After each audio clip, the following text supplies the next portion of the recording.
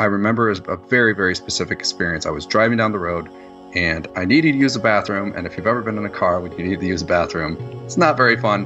And I just broke down and I was just crying in the car, and a lightning bolt moment kind of hit me where I was like, wait a second, if I can get over this somehow, I don't know how, but if I can get over this and use this to help other people, it would be worth it.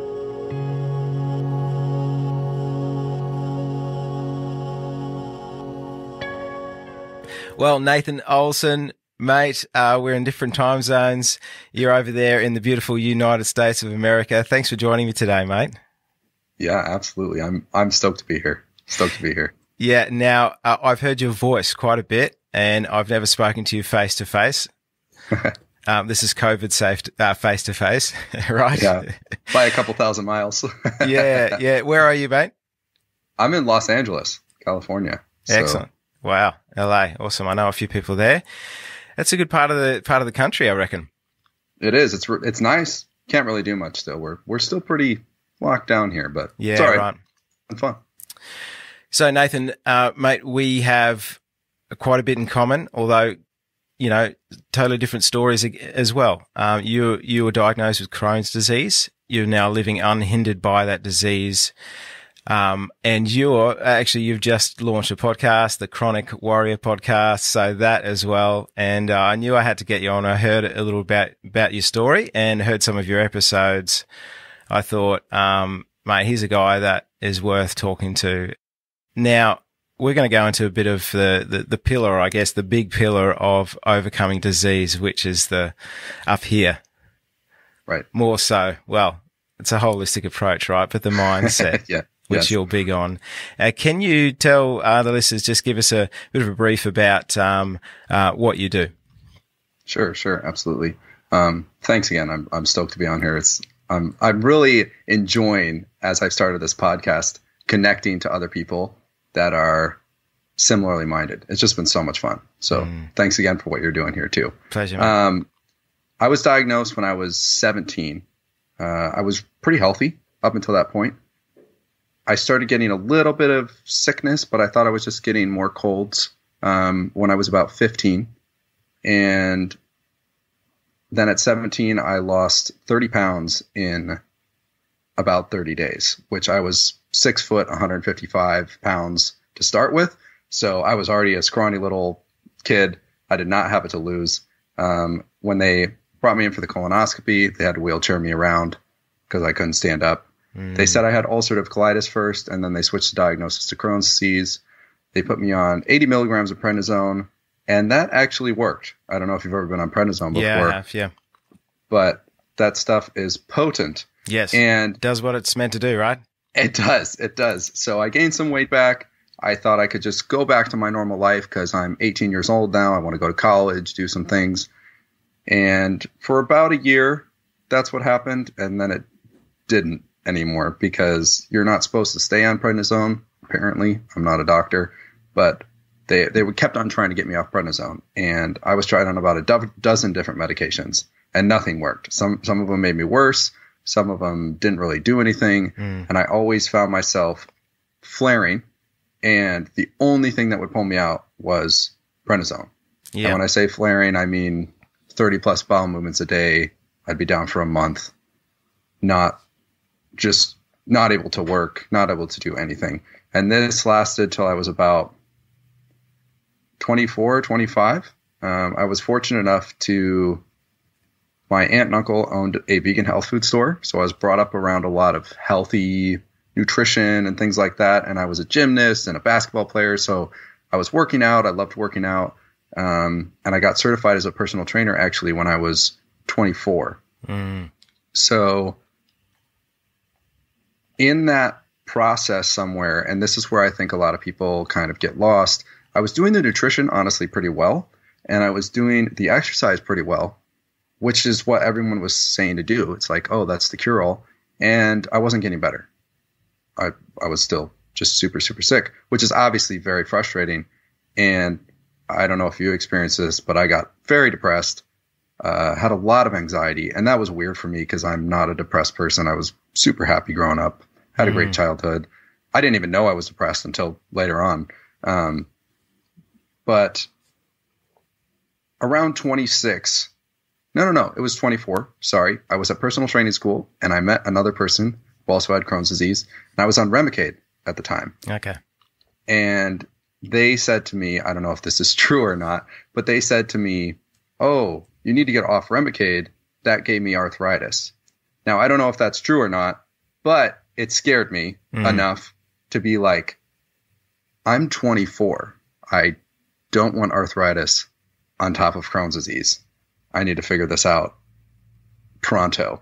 So I sat down and was trying to figure out a job that I could do that would be flexible and I could help people because I loved helping people. I loved the personal training, and I was just getting involved in some of this mindset stuff like gratitude and just very elementary things that I had just started reading books about. So I was like, oh, maybe I could coach people from home and just have the holistic approach. And I was so excited about it.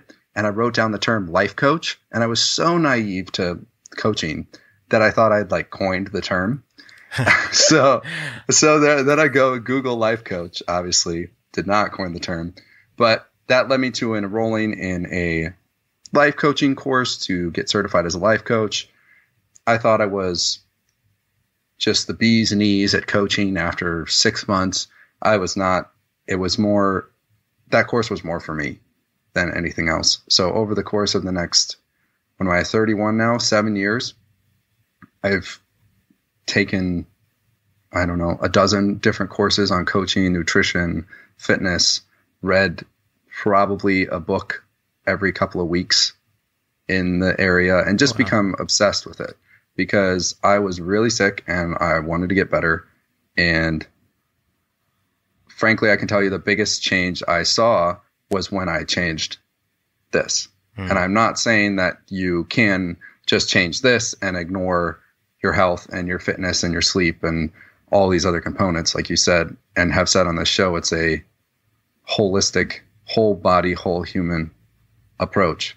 But I think that's where a lot of people are just missing it a little bit because it's difficult to overcome something physical if you're battling depression or if you're anxious all the time, or if you just have constant negative thoughts, which a lot of us do because we're sick, we're stuck inside, we have to quit our jobs, we can't go on, I couldn't go on dates. Like, you know, especially when you're a young person, you're in your 20s, it's hard.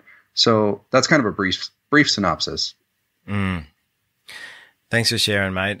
It's so funny, isn't it? This, funny is probably not the right word, but this disease, or this inflammatory bowel disease, which, really is the umbrella term, right, for Crohn's disease and ulcerative colitis. It affects people in so many different ways. For me, I've never been had to kind of be looking for the toilet sign everywhere I went. It's kind of more been the other way, where it's just, you know, my bowels, just my food sat in my gut for way too long. And probably just probably number one symptom would be just the chronic, just acute stomach pains, abdominal pains, and not being able to, digest food, just bringing food up, you know, when I'm in a flare. And then, you know, muscle, joint, pain, swelling, and, just feeling like absolute crap. And for me, it was clear, as you said, that my body doesn't have the ability to go out there and slam up, you know, do a huge workout. I don't have, even when I started this journey of trying to transform my health, I didn't have it in me to go, yeah, well, today, you know, the strength in me today, I'm going to make the right decisions in my diet. I'm going to do this. I'm going to do that. I found this had to be a much deeper resolve, almost a spiritual resolve to kind of go, to respect myself enough and just take it one little step at a time. it's almost, I don't know about you, but I would not have been able to do this or make any ground without other people around me. My parents first, and then my wife really 15 years ago when I sort of made that real leap, came off meds and was able to manage it and haven't been on meds since. That's awesome. But I mean, I want whoever's listening now to know we understand what it's like to be so stuck in your head, trapped in your body, and feel like there is no way out. And I guess I love talking to people like you because it's not overnight, but it's a little change in the head to say, hey, I could be a victim to this all my life in my head and probably never escape and never get out of that mindset. But if I change my mindset and go, hey, I take responsibility now for my health and I believe, almost just a belief, just a resolve that it is possible, right? Mm-hmm. It is possible to overcome. And I know that's your message, but how do you help somebody to change that? How do you go about that to help people kind of start? Because it's really that start, isn't it? That first few steps that gets them out of that mindset of this, because and they're also not hearing this message probably from the people they go to from in the medical field either. How do you turn the tide? It's interesting. You mentioned two things there. You mentioned you couldn't have done this without other people, and where do you start? Mm-hmm. Where do you start? Because like I said, I was doing this fitness and I was doing all the right things, taking supplements. I was taking like 20 supplements a day, just all sorts of probiotics and all this junk, right? And I remember specifically, and I don't say this to mean that everyone needs this like lightning bolt experience kind of thing, but I remember as a very, very specific experience. I was driving down the road and I needed to use the bathroom. And if you've ever been in a car when you need to use a bathroom, it's not very fun. And I just broke down and I was just crying in the car, and a lightning bolt moment kind of hit me where I was like, wait a second. If I can get over this somehow, I don't know how, but if I can get over this and use this to help other people, it would be worth it.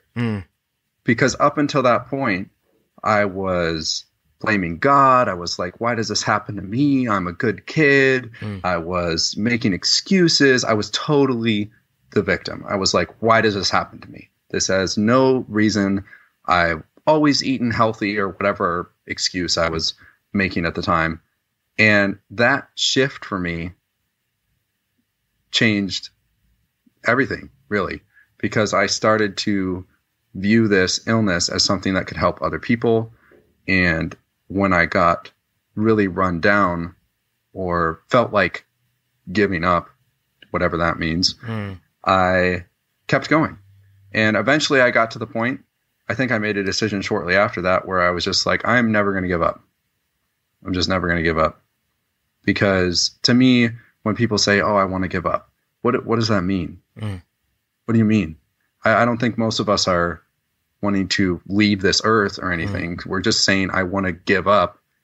But give up to where? Give up to being sick still? Like and it's kind of frustrating to think you have nowhere to go, but it's also empowering to know that, hey, my back's kind of up against the wall in this situation and I have nowhere to go but get better.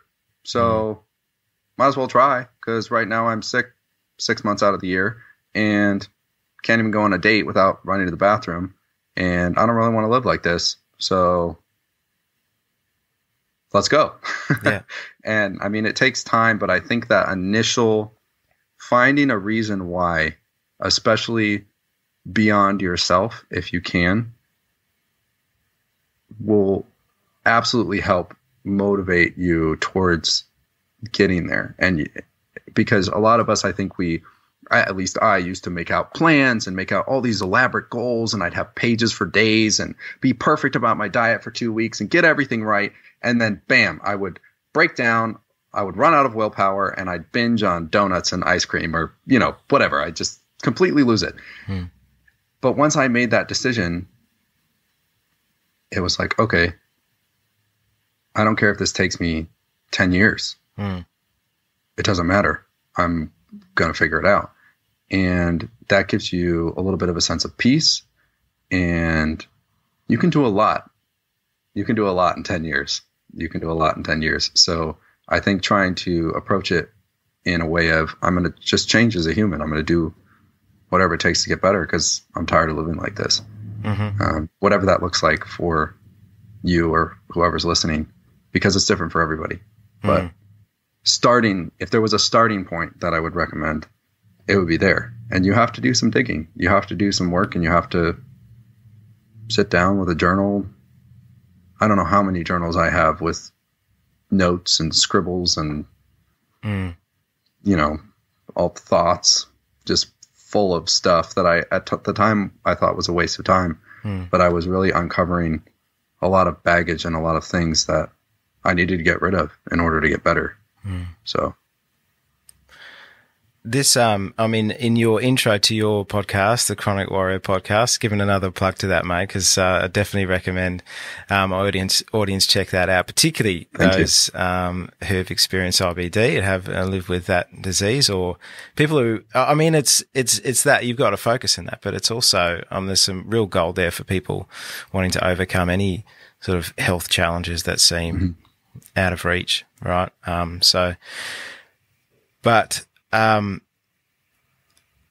lost my train of thought there. What was I going to say? I wanted to say,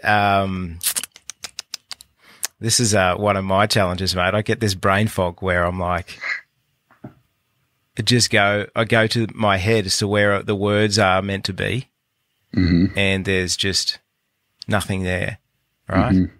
And if I sort of drill down and try to understand that, I kind of feel like there's so much happening, so much, there's this discomfort, tension, pressure, some swelling, inflammation in my body that just kind of seems to drain the energy from my head.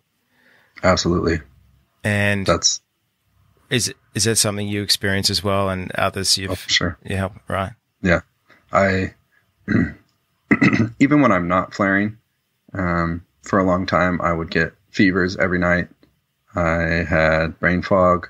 I couldn't seem to be happy. I would get 5 minutes into a workout and just feel like death. Yeah. It affects every part of your life. And I think that goes to show that something that affects every part of your life, you need to use every part of your life to overcome. And I think that's where we're completely missing the boat when we say, oh, just exercise and eat better. Not that I'm a personal trainer for a living. Like, that's what I do. But I love exercise. But we need to be honest with ourselves and say, I'm chronically sick. And that's not normal. And I'm not saying it's your fault. It's not my fault that I was diagnosed with Crohn's disease, but there are some things that I did that led to that. I ate Domino's pizza every day for like 3 years in high school. Did you work there or something? No, I just love pizza. I love pizza. Just a normal high schooler. I was raised eating very, very healthy. So when I hit high school, I had my own car and Taco Bell and everything so delicious. And I didn't take care of myself. I exercised because I played sports, but I wasn't stretching. I wasn't doing any form of meditation.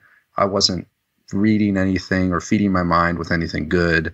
I was just doing what a normal high schooler does. Play video games, hang out with your friends, eat garbage. So did I have some impact on having Crohn's disease? Yes. And I think when you can get to that point, it's not comfortable because you do have to take ownership and say, hey, you know what? This isn't all my fault, but I did have part to play in it.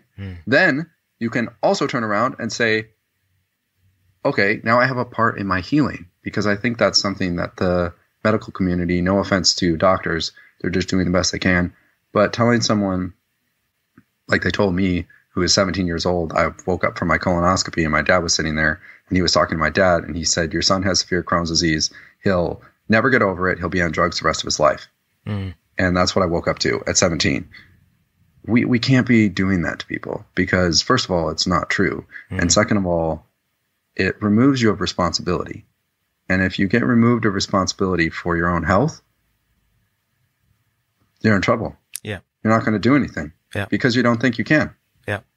So and you're just at the mercy of really what they're telling you, what they can give you. And if it works, it works. If it doesn't, it doesn't. And that's what I talked about, that kind of victim mentality, which, in some sense, you are a victim to it. There's maybe some things that you've done, but, you certainly didn't earn it or deserve it. But that mindset will do you no good. Absolutely no good. And I think for me, we were talking about this just earlier, off record, and we were talking about that idea that if all my faith is in a doctor or a physician or whatever, I'm kind of expecting that magic pill. Mm-hmm. And we'll try different medications, and there's got to be a magic pill there. There's a cure, right? Or mm-hmm. we say there's no cure, but for me, there's got to be some sort of magic pill that I can take that's going to help everything. And so I don't have to do the hard yards, the deep digging, which is the opportunity. Really, like what I see, this suffering and disease as an opportunity to go deep and potentially change your life. I know for me as a young kid in hospital, I don't think I would be the person I am. I'm quite grateful in a sense for the opportunity, because I don't think I would be the person I am today without that struggle and out of that struggle, that empathy for others and that resolve to push through the hard stuff and not just settle and sit in my pit of woe and, victim mentality, but actually go, hang on, there may be 30 things here that I need to do in order to treat, to help myself live unhindered by this disease. But, if there's 30 things, great. I can gradually implement those in my life. The 1%, 2%, 5% little things that I can do. So it's that mentality of looking for a magic pill that I think holds people back from changing their mindsets, doing little practices, habits. We're looking for the diet. It might be the diet, the paleo diet, the vegan diet, the carnivore diet, which is getting some traction these days, or other, diets, particularly for IBD. It's the liquid diet and stuff there's all sorts of different things. But we're still looking for, in a sense, that magic pill. This is what did it for me. But I don't think there is that magic pill. I think that mindset, that change of actually this here, I change my mindset, which changes my daily practices, and then I look into diet and I try a few, they see what works for me, and I build in some exercise at the level that I can, right? And for me anyway, that's been the change. Even, smelling aromatherapy oils at night and in the morning, just little things. No, aromatherapy oils aren't going to cure your Crohn's disease, but it may be the 1%, 2% thing added to all the other things, right? Right. That make the difference. So what I'd like to know from you is, what are some of the ways in which you help people? What are these 1%, 2%?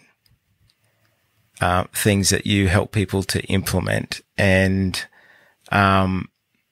in particular too, we're on this theme of mindset, and there are other things. There's not just a positive attitude. There are other sort of boundaries and negative mindsets that you need to recognize and overcome. Things like guilt and shame, selfishness for putting yourself and your health first.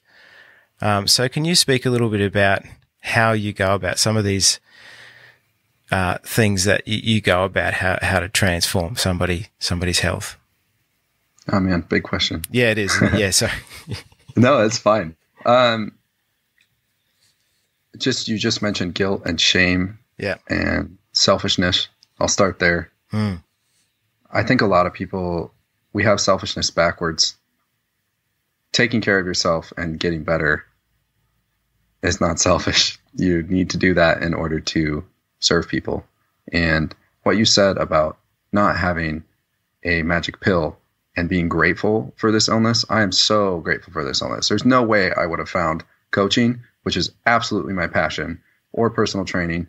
I'm dating the girl of my dreams, who I probably would have never been able to date without going through this, because I've just learned so much. I've had to let go of guilt and shame and selfishness and all these things. And I'm so much lighter and freer than I ever thought was even remotely possible. So if you're sitting there thinking right now, if you're listening to this and you're really sick, I know we sound like two lunatics saying you can be grateful for something like this. But like you said, if you take the 1% and the 2% and the little things and just add it up over time, one day you're going to wake up and you're going to be like, wait, my stomach doesn't hurt. When did that happen? I didn't get up 3 times last night to go to the bathroom. That's crazy. Like, when did that happen, you know? So as far as what to do with the 1%, 2%, the first place I would recommend is listening to stuff like this, listening to podcasts, there's so much free content out there, listening to YouTube. Just crazy, get some good stuff in your brain. Get some good stuff in your brain. If you don't like listening to stuff, buy some books. I was just telling Ben before the episode that I've read probably a book every other week for 7 years now, pretty much on average. And that has had a massive impact, because you have somebody who's taken 60 years of knowledge and compressed it into a book that you can buy for $10 or whatever, you know? So I would strongly suggest, especially if you find yourself surrounded by some more negative minded people, to listen to stuff like this. Just put it on when you're working out, put it on when you're in your car, and it won't seem like it's making any difference until all of a sudden it is. And then it'll make all the difference in the world. And you will just slowly begin to uncover things. So that's somewhere I would start. And the second thing I like to recommend is bookending your day. And what I mean by that is just having a morning habit, a morning ritual that you do, and an evening ritual that you would do. Because our lives can be very hectic when you're running to the bathroom all the time, or your stomach just hurts all the time. It's very hard to develop consistency, and you're calling in sick to work, and you're canceling on your friends, and you feel guilty and you're ashamed about always canceling. At least I did. And so it's really important to have some sort of pattern that you can do. And this doesn't have to be anything crazy, but I've developed it into a little bit longer routine. I take about an hour and a half in the morning, most mornings, to do my routine. And that just consists of a cold shower. I like to wake up, start the day, cold shower, a little bit of a meditation. All I do for meditation is just some breathing, and I just watch my thoughts. I don't know if you've talked about meditation much on this, but just sit there, watch your thoughts. It doesn't have to be complex. And that's another thing with getting better. You don't need fancy supplements and fancy formulas and all this fancy stuff. Some of that can be implemented at times, but before you go breaking the bank, start with something simple. If you're not exercising, go for walks. If you're eating Domino's pizza every day, probably shouldn't do that. So start with something simple. But back to the morning routine. Sorry, I got a little derailed there. Back to the morning routine. Just something that if you wake up on the wrong side of the bed, you won't be on the wrong side of the bed in 30 minutes or in 15 minutes or in an hour, whatever it takes. Reading. Some people like to read a book. Some people like to have tea. Some people like to go get that workout in. Whatever it takes to, even if that's all you do that day, you accomplish something. And then at the nighttime, turn your phone off. There's all sorts of reasons for that, but just turn your phone off 30 minutes to an hour before you go to bed. Try and keep it outside your room. I like to do a little meditation, especially I found my mind racing. I could not go to sleep. And that totally changed everything. Was just doing a 10 to 15 minute meditation before bed, having a little journal there. If I wanted to write down a few thoughts or write down a few things about my day, cool. And this isn't super structured. Sometimes I'll meditate for 5 minutes, or sometimes I'll just lay in bed and breathe for 5 minutes. I've listened to so many people, and I put a lot of pressure on myself to perform in a certain way or do something in a certain way. You don't have to. If you're chronically sick and you're struggling to just walk up the stairs, chill out, man. Just take it from me. Don't add beating yourself up on top of that. You have time. Be patient with yourself. If all you do is pick up a 15-minute meditation every day, and you read an inspirational book for 15 minutes, and that's all you change. That's it. That is going to compound on itself and create the change you want to see. Because honestly, unless you have some miracle happen, most of us are not going to overcome something like this in a couple months. It took time to develop to this level of sickness. It's also going to take time to heal. But you can do it. And the cool thing is any habits you implement, any new things you learn will carry over. I'm 25 pounds heavier and way stronger than I've ever been in my life. I've picked up meditation. I've picked up reading habits. I picked up all sorts of different excellent habits that make me happier as a human being. So not only are you healing yourself physically, but you're setting yourself up for a life of joy and fulfillment, which is really what everyone is after. And I think is the most important part, because there's plenty of people that have never been sick and they spend their whole life unhappy. And I would rather have gone through a decade of being sick and figured out how not to be miserable and enjoy my life than not be sick and spend my whole life unhappy. So true, mate. A number of things there I could really emphasize, but the small steps make a half a step today. Implement one thing, and you talked about there's two main things there: the learning, pick up a book. I want to ask you in a sec whether there's any books that have or resources that have really helped you, the ones that are significant. So that's learning a little bit every day, and the mindfulness or the meditation that puts you in the right mindset. And it's almost, I love meditation because I think it's so important for overcoming health challenges, because as you said, it's being mindful without judgment of your thoughts. It's like you're not trying to chastise yourself and not think. It's just recognizing and being aware. And I think there's a really interesting correlation with the accepting where you are health-wise. That acceptance, right? That non-judgmental, the constant rejection of what is, and that, this shouldn't be happening to me.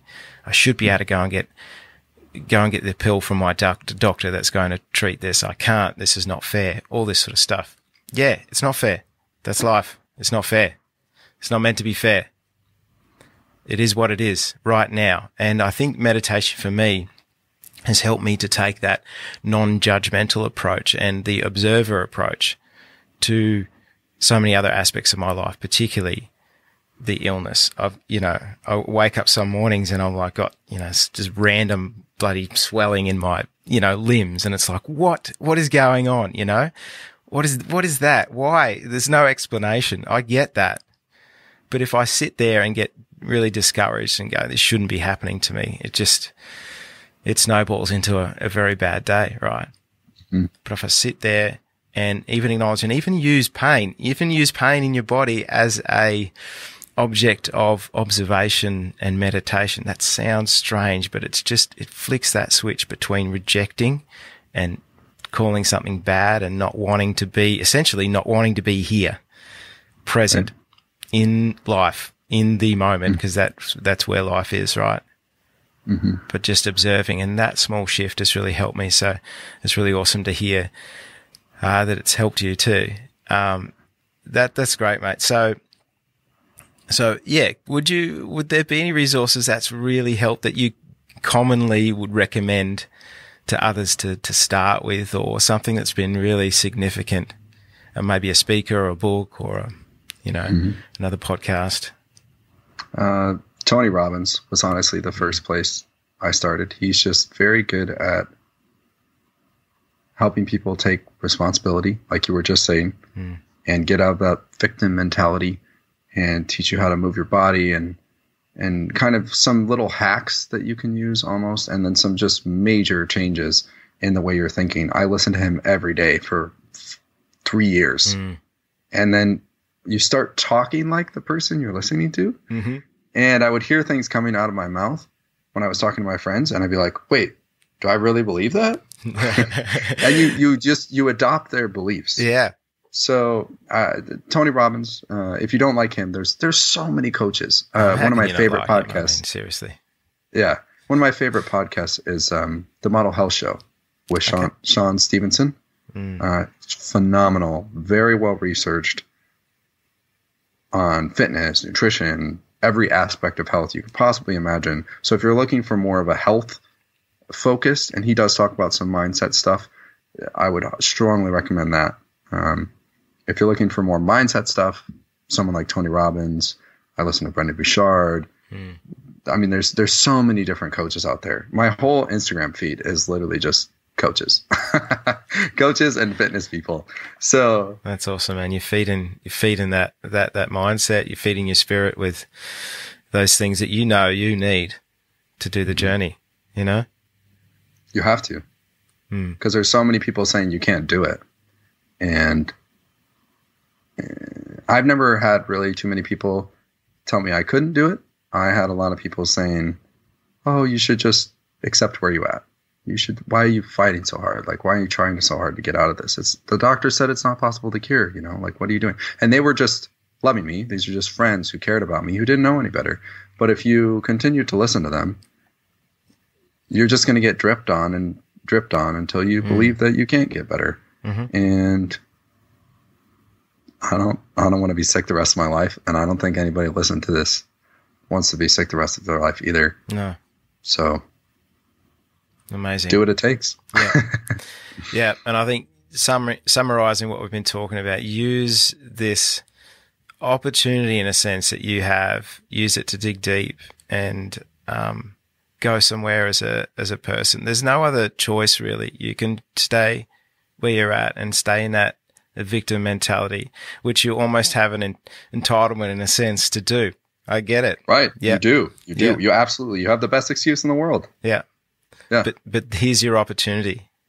Here's your opportunity to use this potential something that was kind of meant to screw your life, and this is the opportunity to dig deep and find another gear. And you've certainly done that, Nathan, and now you're helping others. So it's awesome, mate. I want to talk to you again on the podcast.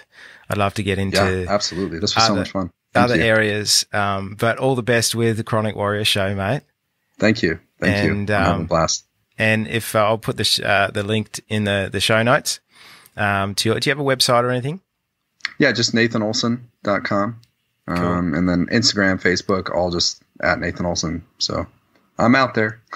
Awesome, mate. Thanks so much for your time today. Thank you. Cheers, buddy.